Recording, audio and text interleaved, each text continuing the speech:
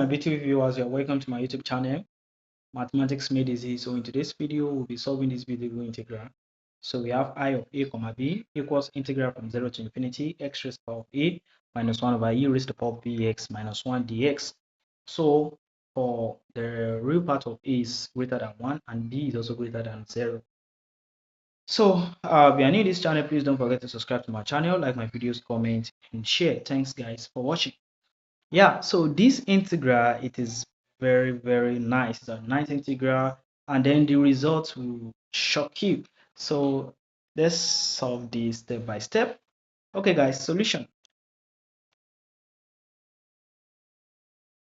So this one I'm going to do, I'm gonna express 1 over e raised to the power of bx minus 1 in summation form. Okay, so 1 over e raised to the power of bx minus 1 is the same thing as sum of n from 1 to infinity of e raised to the power of minus nbx. Okay, so take note of that. So I'm going to write the integral as integral from a comma b, integral of a comma b equals integral from 0 to infinity of x raised to the power of a minus 1 multiplied by the sum of n from 1 to infinity of e raised to the power of negative n bx dx. So we can now bring out the summation. So we bring out the summation, we're going to have I of a comma b equals summation of n from 1 to infinity.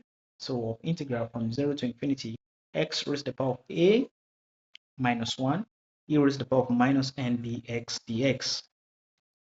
So now let's make some substitution, guys. So what substitution are we doing here? So we can let nbx be equal to y. So if nbx is equal to y, so x will be equal to y over nb, and if x is equal to y over nb, so we have dx is equal to dy over nb. Okay, so the limit is not going to change. At x equal to infinity, nb multiplied by infinity, that will give us infinity. So y will also be infinity. So at x equals 0, nb multiplied by 0, that will be 0. So y will be 0. Okay, so the limit is not changing.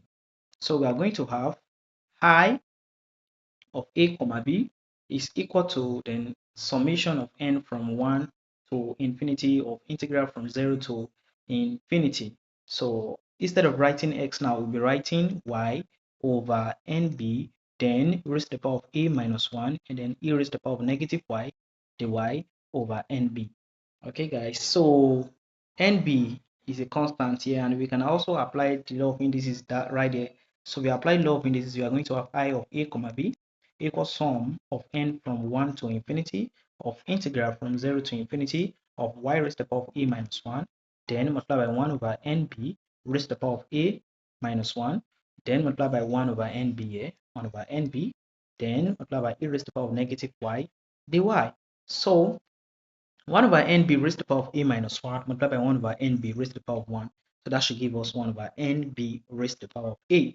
So we are going to have 1 over a comma b is equal to, and then we can also bring it out since it's a constant. We are going to have sum of n from 1 to infinity of 1 over nb raised to the power of a, then integral from 0 to infinity of y raised to the power of a minus 1 e raised to the power of negative y dy.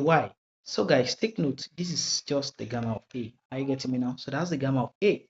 So we are going to have I of a comma b equals integral from, summation of n from 1 to infinity, then of 1 over n raised to the power of a. If you apply the law of indices, multiply by 1 over b raised to the power of a, then multiply by gamma of a. So this will be equal to, so I can bring out 1 over b raised to the power of a outside. So we have 1 over b raised to the power of a multiplied by sum of n from 1 to infinity. And I can also bring this gamma of a since it's also a constant. So gamma of a over b raised to the power of a multiplied by sum of n from 1 to infinity of 1 over n raised to the power of a. And take note that this summation is the zeta of a. That's the zeta function. Wow, that is so beautiful. That's so beautiful.